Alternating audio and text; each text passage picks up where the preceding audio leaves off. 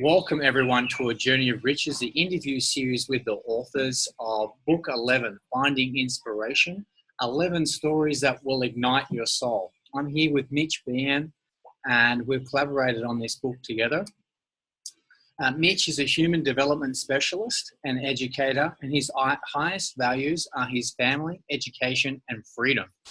He is most inspired when spending time with his wife and children.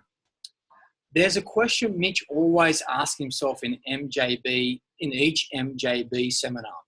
Is there anything anywhere else I'd rather be?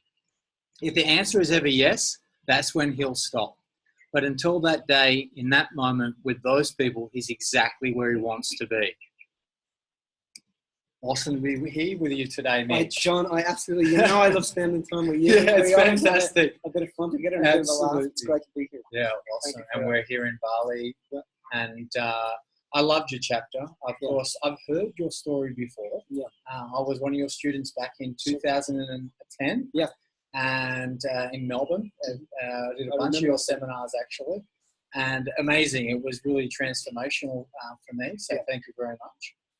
And your story, that would be a lot of people's worst nightmare, but it was actually your greatest blessing in a lot of ways.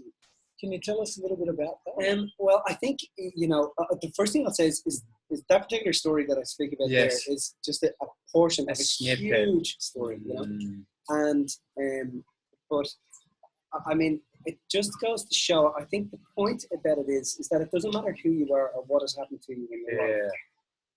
No matter what has gone on, everything is designed for the purpose of the evolution of the human soul. No matter what anybody says, and it's a choice. It's a choice that when something happens to you, you got to ask yourself a bigger question. How do I turn this into my greatest blessing? How do I turn this into something that I can reach other people with? Because if I can turn my life around, if I can turn my life around from, tragedy and catastrophe and leaving a burning trail of just damage behind me. Well, then how can I turn that around? And I was just lucky enough that somebody, it was actually one of my mentors, grabbed me by the hand one day. And it was just, we've all heard that cheesy statement. It's only when the student is ready that the teacher appears. And everybody in the personal development field has heard that, right? Yeah, it's so true. But it is true. It is true, And if you ever study any of Joseph Campbell's, his work, you'll see, it's all about the hero's journey. Yeah. My hero and the person that I met and my sage was a female who just, who helped me break through my conditioning and break through my limiting beliefs.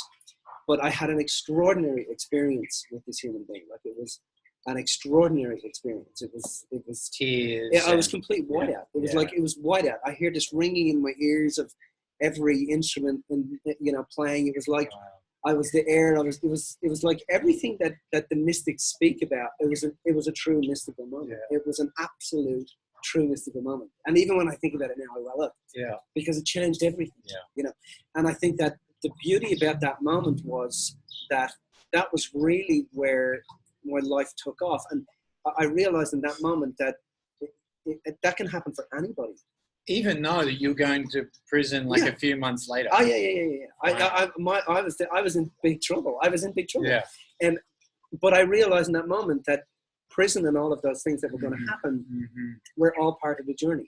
Were all part of me saying, hey guys, you know what? If I can create this much destruction, I can create anything. And this is what my mentor said to me. She said to me, man, you're a master creator. Look at how you messed this up. Like, you really messed this up. And we laughed about it. Awesome. And this was the day after I'd had this experience with her. We laughed about it. And she said, do you see, Mitch, that there's a divine purpose for this? And the word divine, it simply means to emanate light. It means that there's light in this. There's something for people to see. Because when I got it, I was like, but people don't know. And she goes, I know. I said, but people need to know. And she said, I know. I said, but we have to tell people. And she goes, why do you think we're here, Mitch? And I was like, right. She said, there's no way I could have shown you this unless you're meant to do something with it. And then I was like, wow. And that was really when I embraced the fact that if I was going to go to prison, I was going to do it my way. And if I was going to go through this journey, I was going to go through it my way. Yeah. I was going to take control of this and go, right, I have to, there's ramifications of what I've done in my life and who I've been. But my objective is that I'm going to turn this into the greatest thing that ever happened to me. And I'm going to show people that if I can do it, then anybody can do it. You know, and that was really magical. So what a mindset. What a mindset. Yeah, well, there's two and you were options. Teaching these principles in prison. Yeah. Because I used to, I used to sit in a, because when I got in there, I'd see these young guys coming in, and some of them were heroin addicts, you know, and I'd worked in, 3 years prior to going in to prison. I'd spent time working for the Australian Institute of Alcohol and Addiction, which is known as Holyoke. Yeah. And in there, I started facilitating, and that's when I really started to realize, wow, I actually got quite a gift at this. I'm able to actually work with people. And then I realized in that moment that when I was in prison, that I would see these young guys coming in, and I would pull them aside, and I'd sit down with them, and I'd start to talk with them, and I'd say, what's happening, what's going on, what do you need? Because they wouldn't talk to the guards because they're afraid of retribution by other prisoners. Yeah. And it's a very dangerous situation. At the time, the prison I was in, National Geographic had done a documentary on it, and it was in one of the top 10 most dangerous prisons in the world. It was overfilled by 300%. It had had a riot a year earlier. Prisoners were locked down 23 hours a day. It was a very hostile, very dangerous situation. And of course, you share about having you're pretty much beaten, left for dead, and the warden gave you an option. Yeah. He sat there. He actually sat there with a cup of shivs. Wow. Yeah, you know what a shiv is. Yeah, a shiv is a man-made weapon where they would kill you. And he said, you're either going to die by one of these, or else I'm going to have to put you into what they call a security unit. What do you want to do? And I said, I'm not going into a security unit.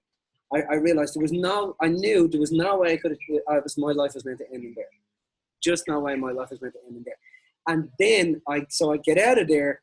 And just before that, I met this librarian, had walked into the prison area, and he'd put his hand into this handful of books, and he went, here, read a book.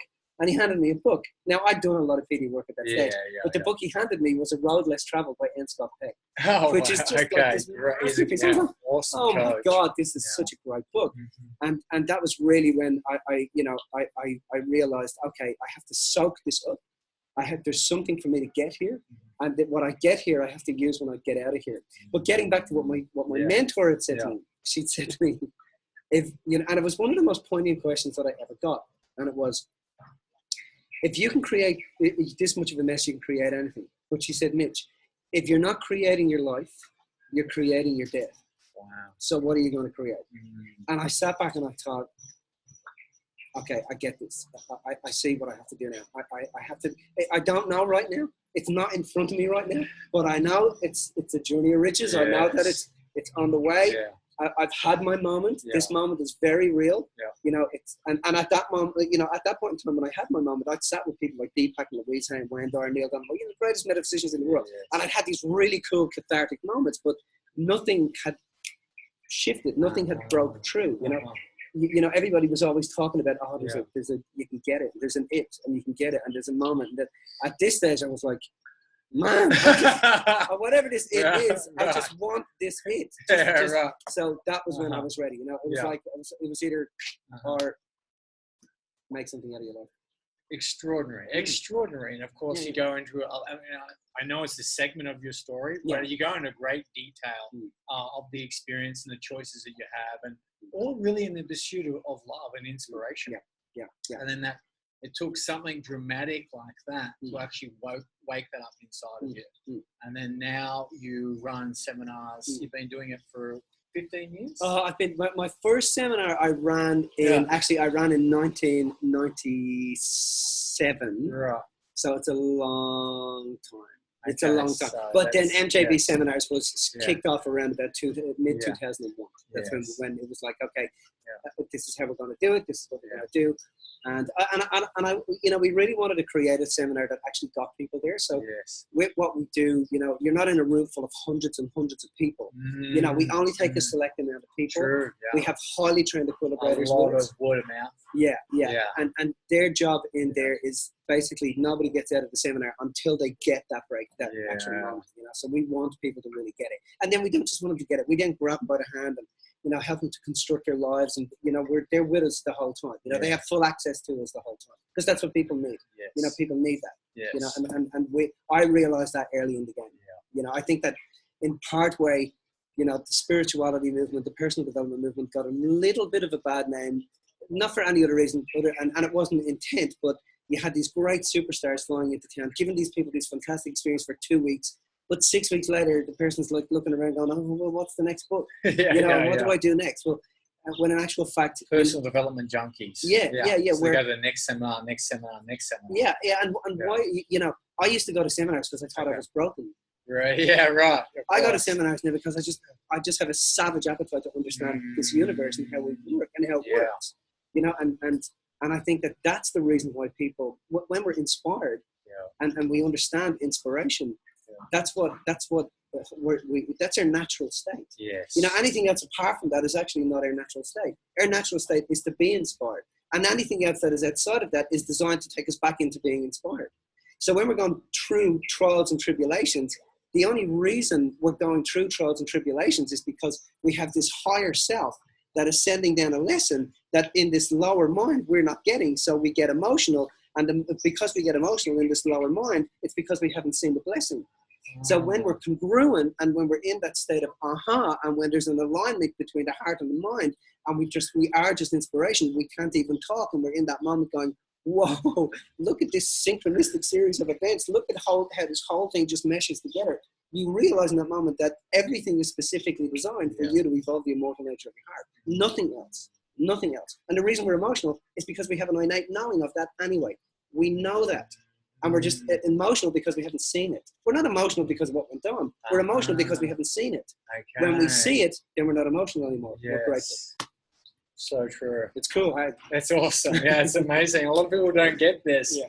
And of course, you've touched, I mean, how many people have you touched now through your seminars? Well, I think we're well into we're well over it. I mean, it just depends on which seminars you're talking about. We have, we have mastermind money, but in those really intense ones, we're well into the 25,000 people that have gone through at this stage. Yeah. You know, which is a lot of people. Yes, it is a lot of people, and because you deliberately keep things small, so you have that greater impact in each individual's life. Well, that person goes on and does something. Yeah. We want people to get it, John. You know, we want people to get it. If you're going to come and do this, you're going to get it, and that's really what we want.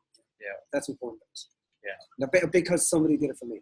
You know? Yeah, that's right. They did it for me. They said, so it's like you're kind of even moral obligation when that happens to you know, it would be easy for me just to speak, you know, get in front of thousands and thousands of people and just talk about it. And I'm okay to talk like that. But for me, the real goal is, you know, is when I'm sitting in a chair with a person that has had something extraordinarily traumatic happen to them.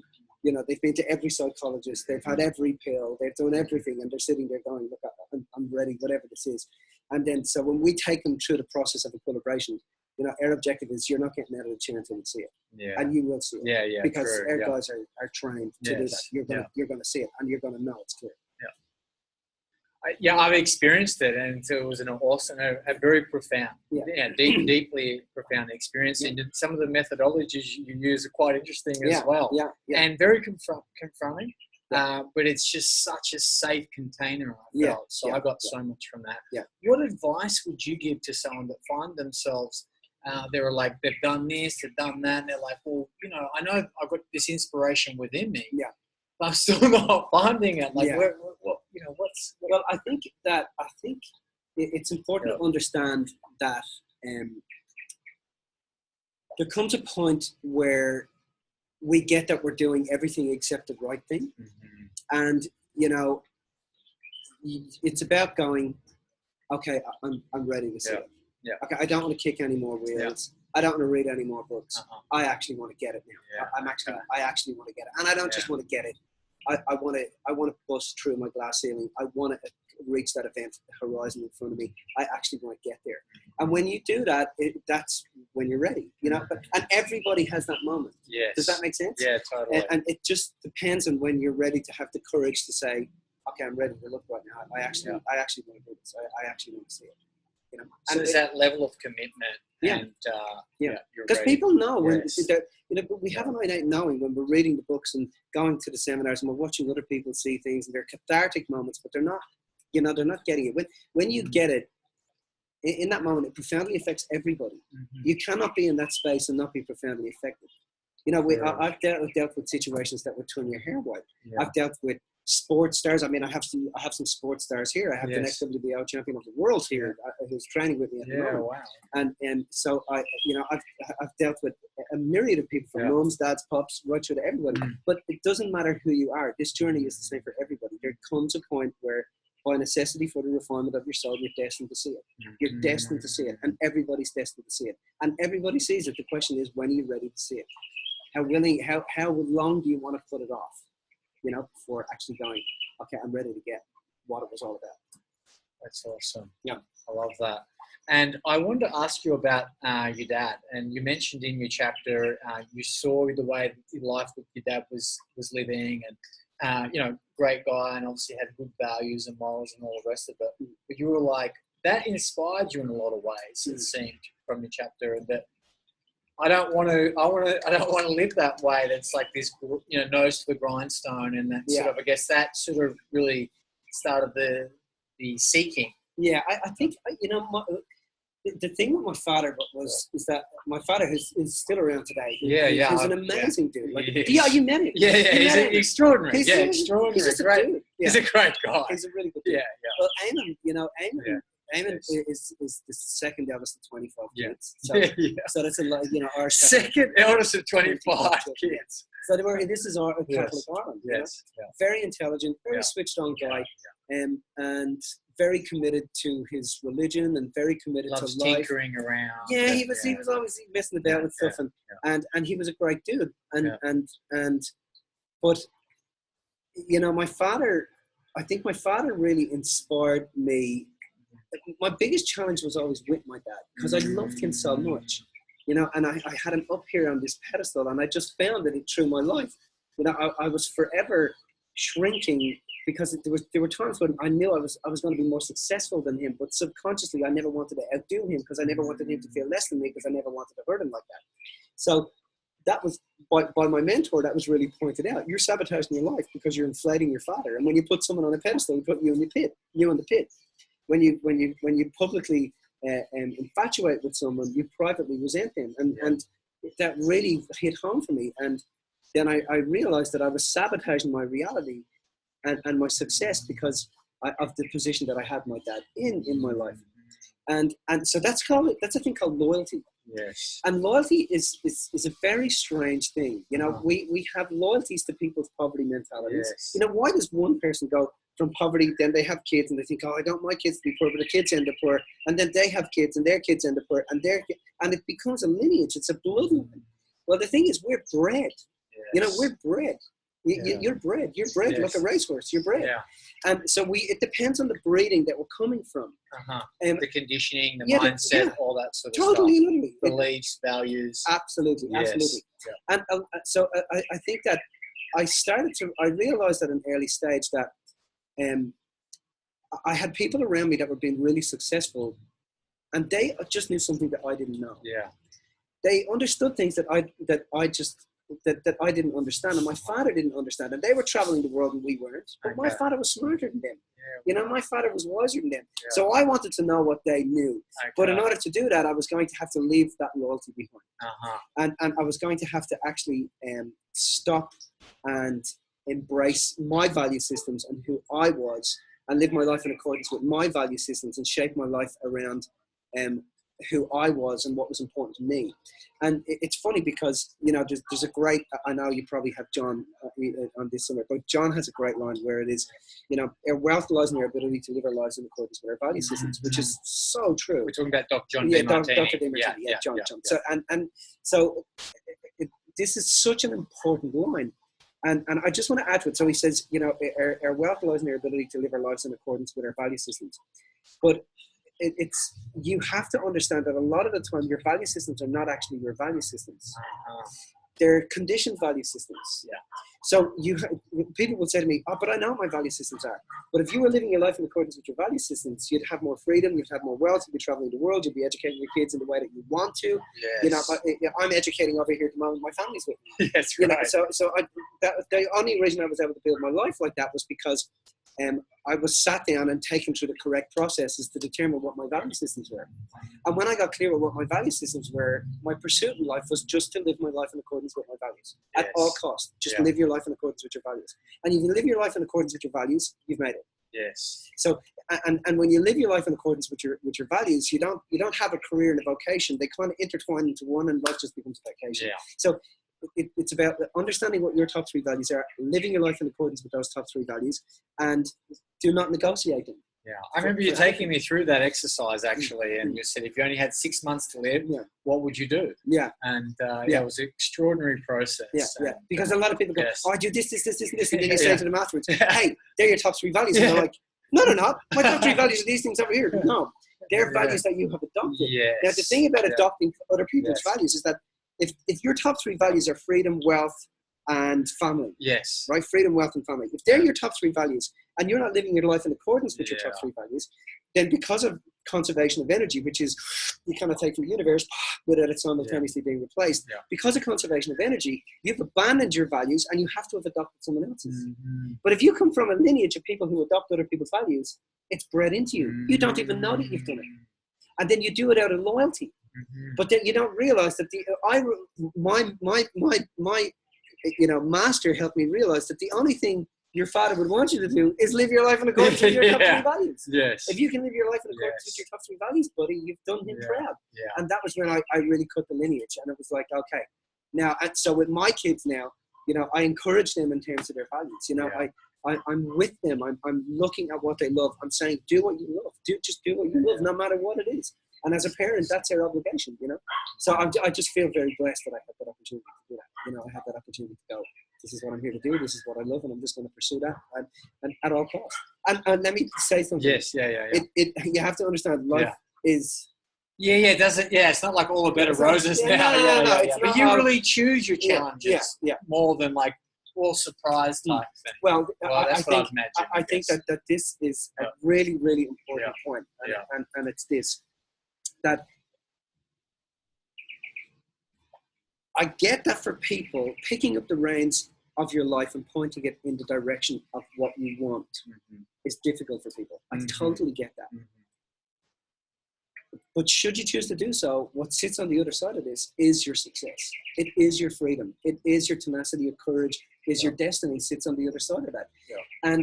But people who don't do that, because when your pursuit of your challenge is to live your values, there's no room for petty bullshit. Yeah. Does that make sense? Yeah. Like, so if you look at people that are highly successful, when a parking fine comes in, they don't even see it. Yeah. Does that make sense? It's like they have their people that take care of that. Does that make sense? Yeah. So it's there's no room for the pettiness of life.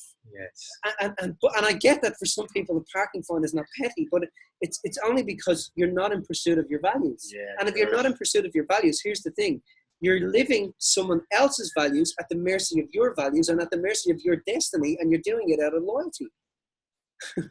So that costs you. Yes. But if you live your life in accordance with your values, it pays you and it pays everybody else around you. And then when you're living your life in accordance with your values, you're closest to your destiny, your calling, and people, when you're close to your destiny and your calling, you're closer to the one source of all, which is the one light that resides inside of you, and others are attracted to your light. People are attracted to you. Yeah. So people want to buy your product. Yeah. They want to hang out with you. They want to make videos with you. They want to buy your service. They want you to be in their books. They want to fly the world with you because you are a light, and we are attracted to the light. Yeah. So when we are living our values and we're emanating from our hearts and we understand who we are and we broadcast from that space, there's something seems to happen where we start to tangle with particles in the atmosphere to bring about the reality that we want. So reality is actually conspiring. Think about it. It's true. Yeah, it's true. Like, so hold on a minute. So you're allowing your source energy, your light to come shine through you. Yeah. And then it's tangling the particles to bring about your destiny. Yeah. So it's like the universe is conspiring behind your back on. Oh, look there, he's showing a bit of, okay, let's go. Yes. And it's trying to bring to you everything that you want. Yeah. Now, the reason people get emotional is because they have an innate knowing of this. People know this. Yeah. They're emotional and distorted because they just can't bridge the gap. And so do you say, it's not just loyalty is why people self-sabotage themselves, right? What other reasons have you come across in your experience people would I find this light and then deliberately or subconsciously? Well, I think that there's you see, there's two types of light. There's pseudo light. Hey, I've got the light. And then there's true light, which is unquestionable. You know, there's no. This is when you go from doing work because you think you're broken to doing work because you love it. Yeah. Does that make sense? Yeah. So you understand that, you know, every challenge that comes into your life, every challenge that is in your life is there for the purpose of getting you to evolve and grow, right? Yeah. And for you to understand who you are. Yeah. And then you step into your authentic self. Yeah. And there's a great piece from a great movie. And the movie, you guys might remember this movie. Okay, some of you have probably seen it. Okay. Where the wizard is standing there and there's flames all around him. And he's screaming at the little girl, "Who are you?" Yes. And she's like, "Who are you?" And she goes, "I'm the small and meek. I know who you are," and doesn't listen to her. Yeah, right. So at that stage in her life, she doesn't know who she is. Yeah. So she has to embark on the rest of the journey. She has to be faced by her greatest fear. She has to go to the dark castle and she's got to kill that witch. And she hasn't just got to kill the witch, she's got to get the broom. And she's got to bring the broom back and deliver it to the wizard. Yeah. And when she gets back there, she's a completely different human being. She's completely transformed. She's courageous, she's intelligent, she's in love, she has a whole heart, and in that moment she's awake. That's when the journey changes. You know, that's when you see the charlatans for who they are. You understand the correct information that is going to get you to where you need to get to. There's no more screwing around. Yeah. You know, so I think that's the light that awaits everybody if they want to look. And so your question was, what are the things that turn up? Well, the things that turn up are the things that you're allowing to turn up because you haven't embraced the direction that you want to go to. Yeah. Does that make sense? So they can come in any form. Yeah. You know, your charlatan is in any form. You know what I mean? It's in any form whatsoever. And I think that when you get the key to actually creating the reality that you want is dependent on what you're broadcasting from your values and from your heart with gratitude. When you get that's the key, that gratitude is the key to everything, and that love is the only way, because love is the only way. When you get that, everything changes. And you understand that things are going to turn up, but you're less emotional, you're more stable, you're more humble, you're less reactive, and you're more active. You know, you're more it doesn't stop you. It's not it's not a roadblock. It's just something that you have to just pass. Yes, it's designed to enable you. So embrace it. What are you here to teach me? What are you here to show me? You know, there's a great line from a movie I just watched, and I'm a big film buff. Yes. A movie I just watched where the Shelling monk comes up to the kid and says, "Your opponent is there to teach you about you. Yeah, right. Embrace your opponent. Love your opponent." But to embrace your opponent is to actually ask yourself the deeper, bigger questions. Who is this enabling me to be? What am I learning here? What is this bringing out in me? Whatever the opponent is, the opponent can be a jail sentence. Yeah. The opponent can be, a mother-in-law. Unreal. Very inspiring. You're getting into it. You're embodying it. Well, that's good. And so we're still recording. So we're back again. Yeah, back again. Hello. We went to wonderful world of Oz, and you were taking us on all sorts of the journeys. I particularly like the relationship with your dad and how you actually change that dynamic.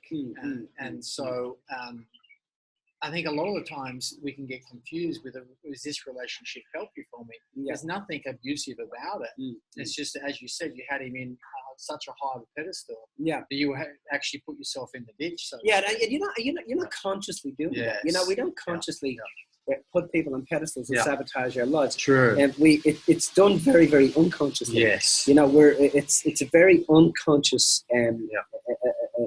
subconscious and unconscious I mean, at the end of the day, it's your unconscious and your subconscious mind that are running the show. That's how it is. Yes. You can consciously want whatever you want, but when you suddenly sabotage your relationship, you haven't gone consciously out to sabotage it. You do it subconsciously. Yeah. So the subconscious mind is always based on what's called an innermost dominating thought.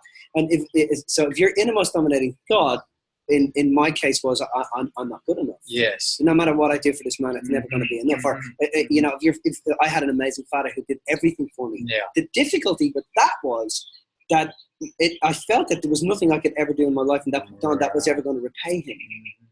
Does that make sense? Yeah, totally. So I just kept feeling like everything I did was just not enough. Now he wasn't doing that to me. Yeah. I was doing that to me. Yeah.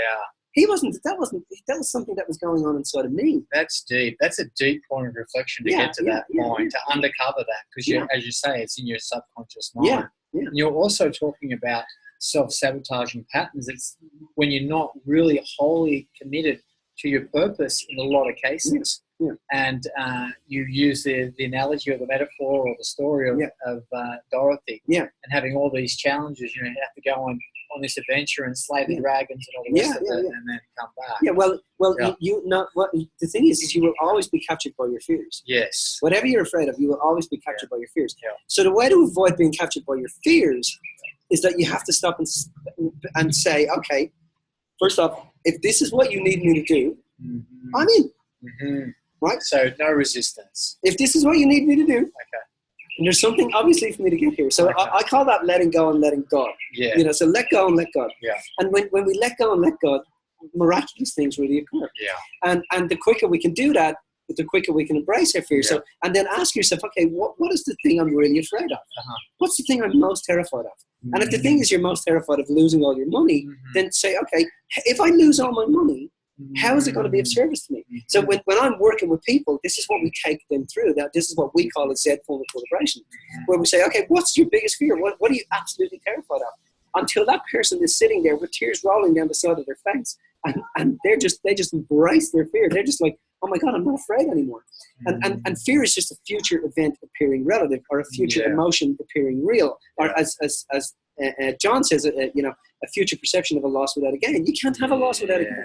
You can't have a loss without a gain. Yeah. So the only thing you got to do is that the only reason you're afraid is because you perceive you're going to lose something. Yeah. So there's stop and ask yourself, what are you going to gain from it? When you gain from it, the two of them annihilate one another, and we reach a point of love and light and gratitude, and we realize, hey, presto, celebration. Yes, and I don't need to go through that now. Yeah. So the way in which we avoid going through the things that we don't want to have to go through is to embrace them, so that you get to a point that whether you go through it or not, it doesn't matter. I get it. It doesn't matter. If I'm meant to go through this, it doesn't matter. It's all a part of the service. It's all to do with the evolution of the immortal nature of me and my heart and who I am. That is awesome. Yeah, it's cool.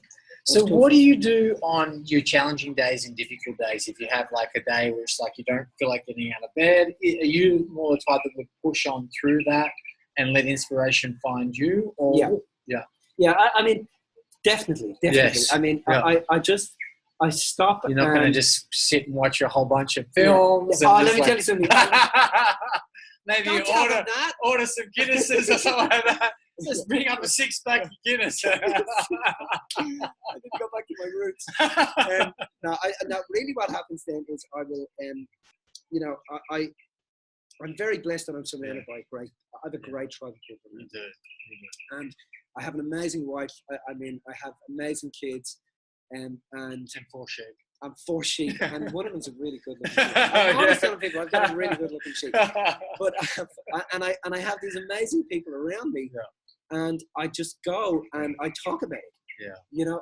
I sit down and I'll say, this is what's going on. I just need a bit of love. Just give me a bit of love. And then, one of them will pull me aside and go, right, let's do the work. What are we going to do? Are you going to allow this to occupy your mind and space and time? Nope. So let's ask the bigger questions. How is it of service? How is it a benefit? What is it teaching you? How is it enabling you? What is it giving you? Until my heart opens and I realize, hey, I get it. I'm awake. I'm awake again. It's such an inspiring process. And you said that really quickly because you've literally done this trillions of times. But it's basically, so if we can just slow that down, we get the slow-mo version. Yeah. So it's like, how is it of service? How is it of service? Yeah. What is it teaching me? How is it enabling me? Yeah. How is it a benefit to me? Yeah. And how is it making me feel positively? Yes. So enabling is like, well, I'm actually feeding it because it's actually giving me, I'm getting some sort of benefit. Yeah, but like I said, the only reason you're emotional is because you haven't seen the benefit. So you got to ask the higher questions, and you got to see it like this: the quality of life that you live and breathe every day is directly proportionate to the quality of questions you're asking yourself. Yeah. If you're not asking your mind high quality questions, then your mind is occupied by low priority bullshit. Totally. You know? Totally. And it's okay, and don't get me wrong, it's okay to have your mind occupied by low priority bullshit. Sometimes I just need to go, I just need to go and look at the sheep, John. I just need to contemplate the sheep on the grass. Velcro gloves on? But you get my point. There's sometimes I just need to get into the car and drive. You know, there's sometimes I just, you know, like one of the things I do on it's one of my passions are that one of the things that inspires me is I do a lot of property development. I love putting teams of guys together and buying a house and say, right, guys, we're going to turn this into a cream cake. Yeah. You know, and we're gonna watch somebody walk in here and go, wow, I want to buy this house. And so I love that stuff. So that's really an escape for me as well. Yes. Like I'm a tool maker by trade. Yeah. So I'm what they call in Australia a precision engineer by trade. So I'm a tradesman. Yeah. You know, that went through all this stuff. But, you know, I'm a very kinesthetic. I'm a hands-on, you know, I've got to be doing something. Tinkering. Yeah. I noticed your dad's very much like that. He was tinkering it everywhere. Mitch, find me something to fix. But you didn't fix the last thing. Don't worry. I'll fix it later. Find me something to fix. That's brilliant. That's awesome. Yeah. Okay. So you have many different passions and hobbies and things that you do. Yeah. And of course, your brother. I really love your whole setup because you've got your whole family. Yeah. Really, when you say you're living your values, you're living your values, like in every sense of the word. So sometimes I guess it's a good thing to see your brother every day, and sometimes he's a pain in the backside. Yeah, but that's family. But it's love. Yeah. That's family, and it is. And the funny thing is that you know when you go and study business 101 is never get into business with your family. So I kind of committed that mortal sin very early in the game. But I mean, the organization now has evolved into a place where I still spend a lot of time with my father, but my brother is doing his own thing now. He's an educator. He's an educator in property. Clint is doing his own thing. He works for the Sports Medical Center. And then my mum works with Ray. And then my dad, you know, my dad's the jack of all trades, you know. And then, so I'm always on the phone. Hey, Dad, I need this fixed on the paddock. Can you get down and do this? Or, I need to mend this. And the funny, man, he's always trying to save me money. Really? He's always trying to save me money. So I'll say, Dad, I need you to go to Bunnings and get me 6 lights. We've got to put 6 lights in. And he'll go down and he'll buy the cheapest lights that you can put in the ceiling. And they will break 6 times that month, and I will have to replace them 6 times. And eventually I'll have to pay the money to get the proper lights to put in. And I'm like, you could have bought these in the first place. But it's just how he is. Like they come from 1 out of 25. They come from nothing. Flour and potato fields. Mate. It was like it was my that grandmother. Was in the Well, no, it wasn't that far. Okay. But my grandmother. There's a lot of Irish migrating to New York. But that was way before. Okay, but so my 25. My grandmother was pregnant from 17 to 54. Wow. Think about that. Wow, 54 to 54. Wow, yeah, 54. Which is like that's like I have 3 kids and I think what you know it's great. And I love kids. Like I'd have a. I can see that. I can see that your toenails. Yeah, did you see my toenails? Yeah. Very pretty, Mitch. That's great. Okay, cool. She's the creative little painter. Yeah, she's a beauty. Yeah, she's a beauty. That's awesome. But you give your time with your kids and. There's no real separation of your education. Yeah. As your life as an educator and also as a family man. Yeah. But I mean, inspiring. It's my when we were looking at my first daughter's passport when we were changing passports of her, and her passport, she had been to more countries in the world at the age of 2. Yeah.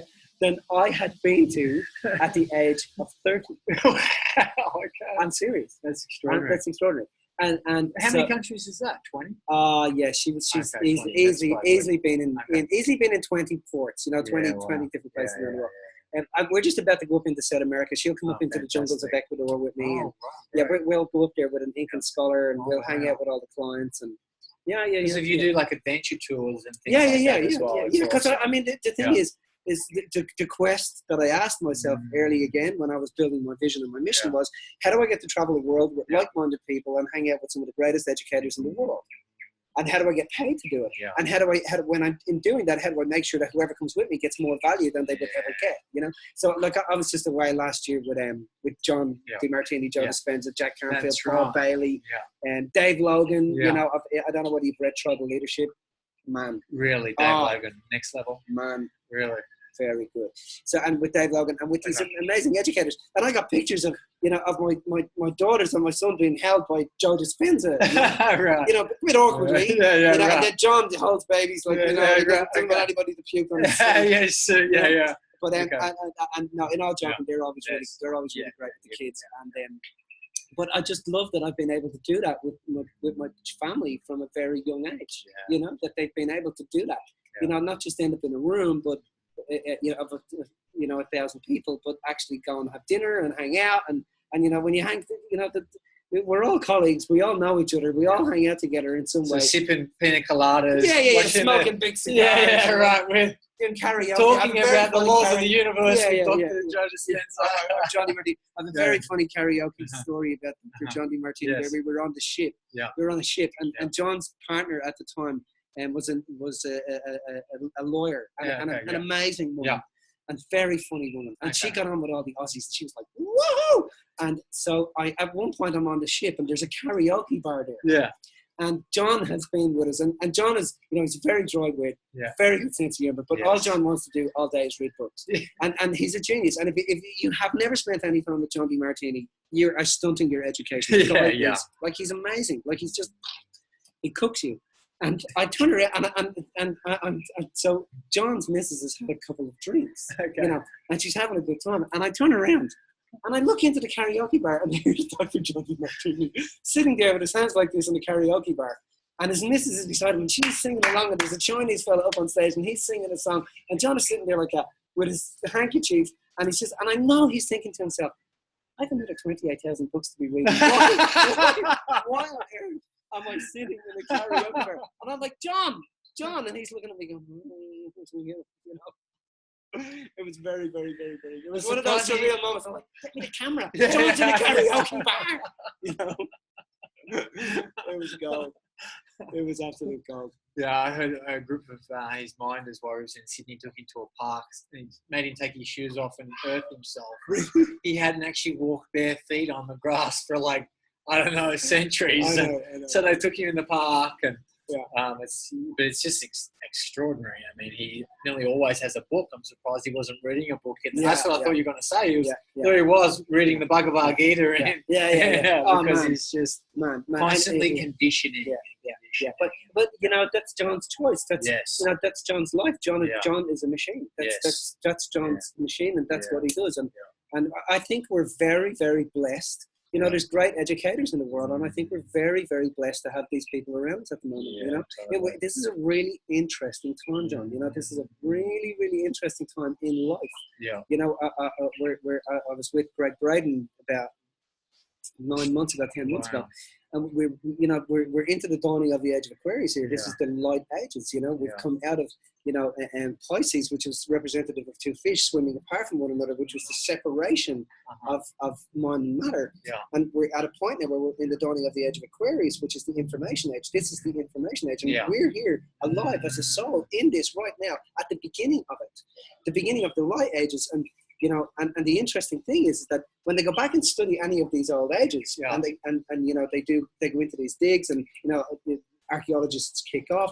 One of the things that they found that's really, really miraculous is that there's no weaponry back there. There's no mass graves, there's no mass murders, there's no sign of killing, there's no weaponry.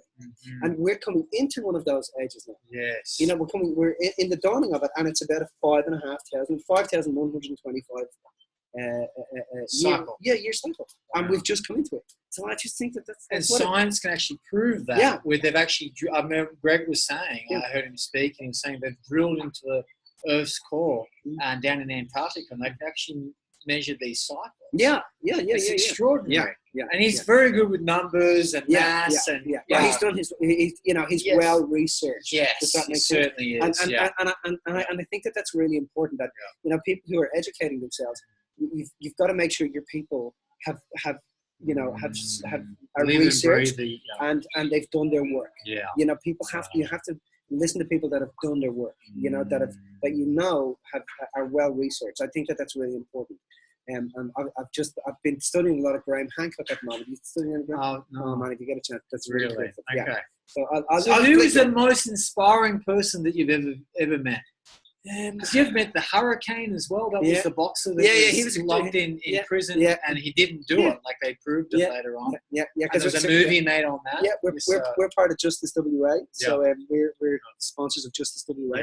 And he came over as a speaker, and the Hurricane was like, I forgot that I did the Hurricane. Yeah, but he was really, really interesting, really inspiring dude. Reuben Carter. Yeah, Reuben Carter. That's right. Reuben Carter. But I think he's the most inspiring person that I've ever met. I think. It's such a. I think was it that woman that really just opened you up? Yeah, she. Well, it's all about subordination. We have different levels, but I think the person that I really think moved me the most in my life was probably that woman, Solange Chouinard. And it would be Solange Chouinard. Solange Chouinard. She was French Canadian. Okay. And it's a big name, and she was extraordinary. And I also think that my grandmother really had it. And it wasn't until much later in life that I realized the magic that she had in my life. You know, just the little things that she. Well, she did have 25 kids. I mean, no. This is actually on my other side. On the other side. This is my mother's mother. Your mother's mother. My mother's mother was. You know, she's really. You know, I'm not into angels and that sort of thing. I'm just not into that. But she's really the person that really at a very young age saw something in me and knew she only had a certain amount of time with me. Yeah.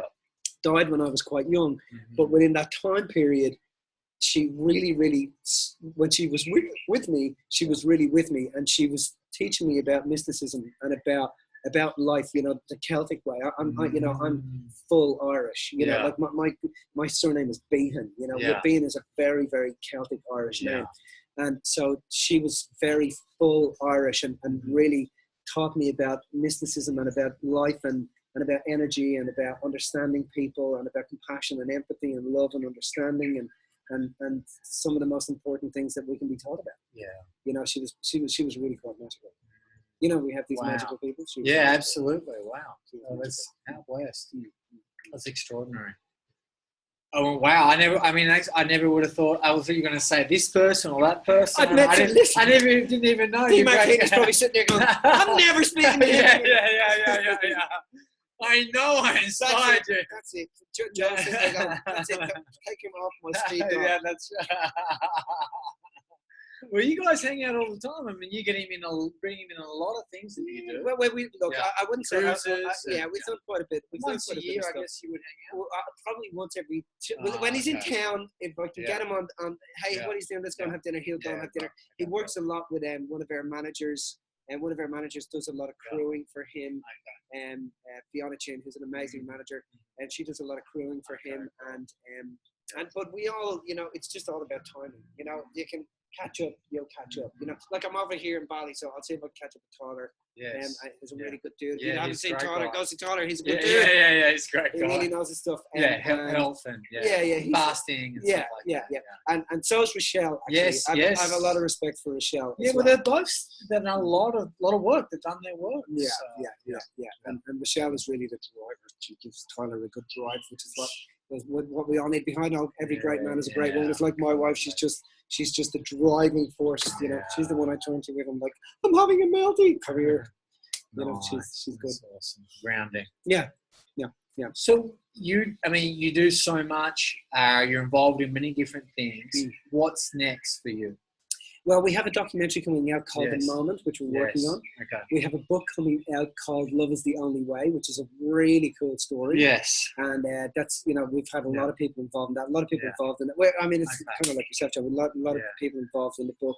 Yeah. And it was really about getting it right. Yes. And it was about us telling the story because, you know, lots of people have tried to tell my story. And I sat down with with a head of Purple Communications at PR company, and said to me, Mitch, you just need to tell your story because they're not telling the real story. Yeah. And then I was sitting with Joe Dispenza one day, and we were actually in Melbourne having tea. This book you've been working on for a long time. I know. Because last July, I was like, when's this book? We wanted to get it right. It's actually with the editors at the moment. Okay, and it's like we'd probably be so you're self-publishing, so you own all the rights? Or and you've done a hybrid? We will own all the rights. Okay, great. And I was sitting with Dispenza, and we were having a bite to eat, my brother was there, and he said, "Well, tell Joe your story. Just tell Joe your story." So I told Joe the story, and Joe looks at me and goes, "Man, you got to write this book. You got to write the book." Yeah. So once I hear something three times, that's when I know I've got to do it. So, and then that was when we went. Then I caught up with some filmmakers, and they said, "Look, this is really cool. Yeah. This sounds good. What you guys are doing." They didn't believe what we were doing. Yeah. Yeah. So I invited them to an event, and I said, "Come to an event and watch what we're doing." And I got them to interview the people that were going in, and some of the situations that had occurred for those people. And then they interviewed the people afterwards, and they were just like the cameramen were just, how long have you been working on this film for? We've probably been doing it for about 2 years. Okay, yeah. Do you know how long it's been? Yeah. I was saying. How long have you been working on it? Yeah, 2 years. So we've been working on it for about 2 years, and that's normal. I think it's probably going to be. It might be another year or two before we get it out. But we just wanted to get right, we just wanted to get it right. There's a couple of things that are happening in the pipeline at the moment. We got an app coming out with Mastermind and Money. So the app is really about the wealth principle. So this is why we really work with moms and dads and pops, and we help them to implement the wealth principle so that they can go on and build a life that they want to live, because if you don't master wealth, and wealth is the easiest thing in the world to master, it is the simplest thing in the world to master. People do not have to worry about money. It's fiction. It's just it's absolute. It's the banks of eternities just deluding human beings, and so there's like an air. There's processes that people can use, very simple, that you'll never have to worry about money again. And when I say that to people think, but what are you talking about? I've come from 50 years, 50 lifetimes of that stuff. What do you think you've mastered? But we've mastered it. We've got it down to a T. So we've just developed the app now, and the app is about to come out. And the app is designed to, to help people structure their wealth. And then what we're doing now with my own personal Inspired Life clients, which are my personal clients. What I do with those guys is I then go on and do property developing with them, and then I hold their hands and I help them develop their vision and their mission. And I open up my Teledex to them, so they work with all my mentors. And then twice a year we fly our mentors into work with the guys, and so it's really cool. It's a really cool organization. And it's like that. I use the analogy all the time of So you got the app, you got the film, you got the book. What else? What else? I think there's the app, the film, the book. And I think that's it for the moment, John. If you can think of anything else you need me to do. Yeah. Well, you do have 4 sheep, so. I do have my 4 sheep. I got to keep an eye on them. I'm becoming a farmer, a shepherd. I'm going to become a shepherd next. You are. Well, they're the wisest people. They are. That's right. Well, it's awesome spending time with you, Mitch. Thank you so much. Really appreciate it. And people can read more about your chapter in the book, which launched today. It's only 99 cents for 5 days. All the proceeds go to the Bali Street Kids Project, which is a charity in Denver South. So, right. I'll get the guys to grab a couple of copies of it and make sure we have it. Cool. Thank you for giving me this opportunity. Awesome. My pleasure. And it was a gift for me as well, and everyone else that reads your chapter. Awesome. Thank you, Mitch. Thank you. Really good. I think it went really good. The first part was really good. Okay, guys. So the internet was going in and out. So the book is available for the next 5 days, from the 28th to the 3rd of July. And so 99 cents. Journey of Riches, Finding Inspiration, 11 stories that will ignite your soul. Thanks, guys. Bye.